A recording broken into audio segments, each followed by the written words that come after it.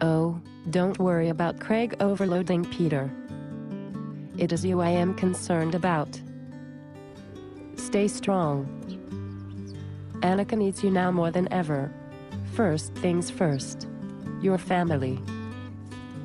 Don't worry, it will be okay with the Jackpine Grove. We always muddle along. But, tell me how Jody's advice for Annika works out. I might need it myself soon. Sarah, what do you mean? It is about time for me to tell my parents that I am a druid. And that is not going to be easy for me either. Coming out of the so-called broom closet. Religion is seen entirely as a personal choice. I see. I should get home before Annika returns. Sarah, be good. You're a sweetie? Wait, I have an hour before my shift starts at Moonbucks. Why don't I treat you to a double-shot chocolate frappuccino? You could use one. How can I say no? Well, we'll work on that problem too. I can say no in 15 languages, but you only need 1 or 2 ways right now. Gets easier with practice. All right, then I will teach you how to say the word yes. It's a deal. Let's go.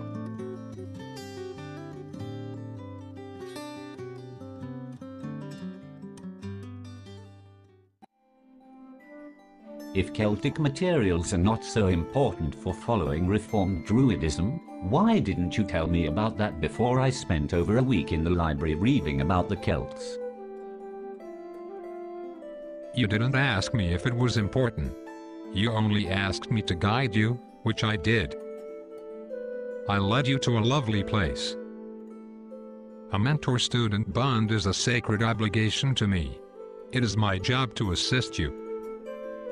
And as a bard, I must pass on traditions. Yes, my duties are wearisome, but people need me. Especially Sarah. Yes. Not to worry, if nothing else, you have learned another valuable lesson on searching more wisely. Do you regret the use of your time? No, not really. That window you opened on a past is too haunting to close and forget. You appreciated it? Yes, but to be honest, the whole Celtic angle is simply not what is drawing me to the Druids. No, I didn't think it was. We, the devout custodians of the tradition, are sadly few in number, even amongst modern Druids. I am also sure the founders searched little beyond a few weeks of reading. Their goal had always been overturning the mandatory religious attendance requirement. It is basically the creation myth for the RDNA, its origin story and cornerstone identity. But amusingly, a lot of projects begin with one anticipated result and end with another. Reformed Druidism continued on, even when the protest had been won in 1964, and then propagated beyond Carleton with each graduating class of students. Did Druidism evolve or change after it spread? From my readings, each year brought a little less humor and a little bit more solemnity. The allure of the Celts couldn't be wholly ignored. One of them, Brother Robert Larson, went into deeper study of the Irish. His Berkeley Grove in 1968 was the first true Celtic-themed grove in the United States. And when neo-paganism erupted in California, neo-Druidism flowered. How beautiful that moment must have been. Yet, the RDNA itself didn't go deeply into the Celts. Not to be bitter, but the Celts seemed more like a bit of cherished window dressing with those RDNA Druids, a pale shadow. However, some groves went deeper.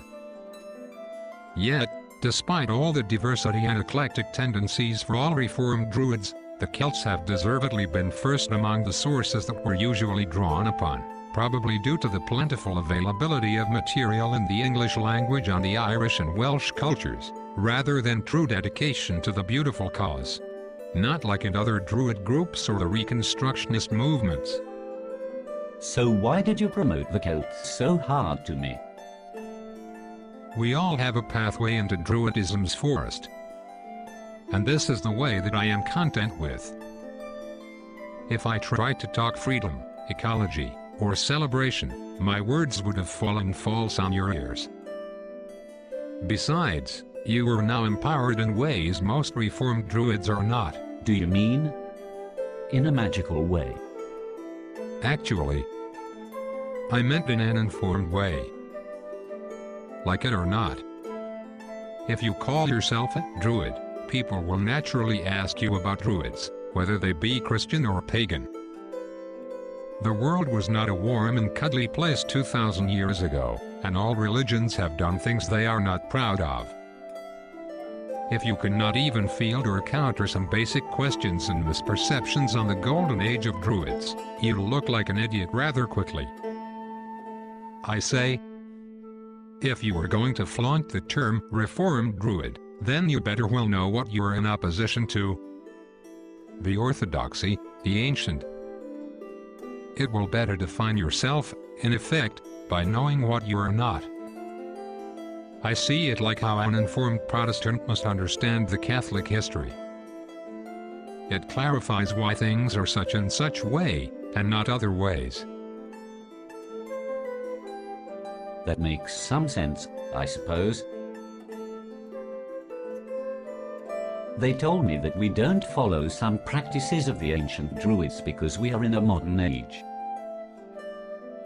While I love the ancient Druids, one must admit that if they had continued to the 21st century, they would likely have continued to change a little with the society that made them.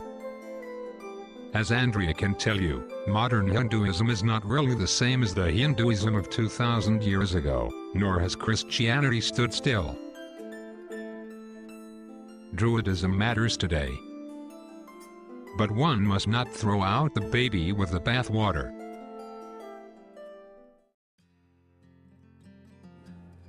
The presentation is ready for you, Jody. See you at Lunasa. Ta-ta. Wanda, thank you for setting up the Grove's visual presentation slides. Come in. Andrea, good to see you. I'm glad we have a chance to talk about some of the continuity problems for the Jackpine Grove before the Lunasa Festival and elections. PowerPoint is ready? Yes. Is Sarah coming? No, she called. Couldn't make it. Thomas too, again. Something wrong with you also, today? No. I'm just tired. Let's get started then. Alrighty, here we go. Page 1. Who we are.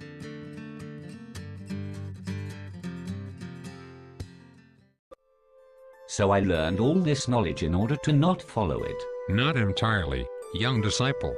Now that you have an inkling of how one vibrant non-monotheist religious system once operated, you have new growth models available as you pursue Druidism. Certainly, you are aware of more resources to draw upon. A wealth of stories, legends, and customs to enrich on your services. Great things await you on that path. Craig, I'm still a bit overwhelmed. Let's slow down and review.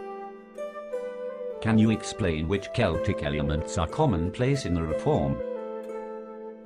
Well, from my understanding of our Reformed literature, this Grove's wild antics, and what I've overheard from other Groves on the social media, the carryovers fall principally into three areas. First, the external trappings, of which the foremost legacy is the name Druid, which by itself will attract people attuned to Celtic matters. They also adopted terms like grove for a group of druids, archdruid for a leader of druids, the waters of life using whiskey rather than wine for sacramental use, and tools like the sickle for cutting the planned sacrifice, chalices and cauldrons, and wearing white robes.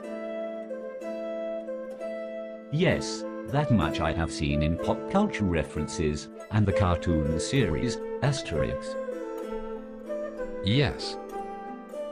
Secondly, there are structural borrowings like 3 levels of druidry, and an inherent Celtic preference for dysfunctional fractured hierarchies, an exceptional love of learning, a long period of mentorship with oral traditions, and they retained the rebellious and romantic mystique of the druid as an eloquent spokesman for the people and the land. Yes, those do seem to be the cherished image roles in the RDNA. Finally, and thirdly, there are liturgical borrowings, like a fondness for outdoor worship near oak trees and large rocks, the light and dark halves of the year, a sacrifice upon altars, some augury at services, meditation and the use of instructional stories, the frequent use of fires, maintaining sacred wooded sites, and very importantly, marking the 8 seasonal festivals that are mostly based on Celtic precedents. Yes, Sarah mentioned some of those too. Some groves go further. However, this is a mere skeleton of the ancient masterpiece, but serviceable for novices. Unfortunately, the RDNA borrowed a thing or two from the Episcopalians, the fraternal groups, Zen and the Quakers, early on. It wasn't just the Celts. Seems rather complicated already. Was there anything obvious they didn't use? Oh yeah, quite a bit was dropped by these druids, but let's save that for August. I'm sorry, but I need to do a report soon. I think all the folklore and details will start to fall into place if you read these Reconstructionist books first. All right, sure. However, to round out an appreciation of Reformed Druidism, I think it is only fair to say you need to talk with my roommate Dan, and perhaps then with Thomas. I think you can usually find Dan deep in the Arboretum woods on most afternoons this summer, working with the campus grounds crew on their reforestation project. Dan is upset that so many old trees in the spooky woods in our Arboretum have been suddenly withering lately. I'll see them both this week. Thanks, again. Bye.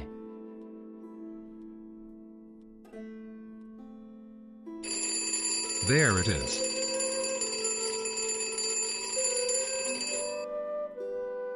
Yes, hello?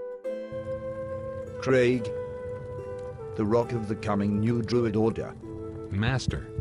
Give me your report on Peter. There is hope yet, he may still join our ways. The facilities are complete. We can now initiate Phase 2. As ever, your most talented and humble servant.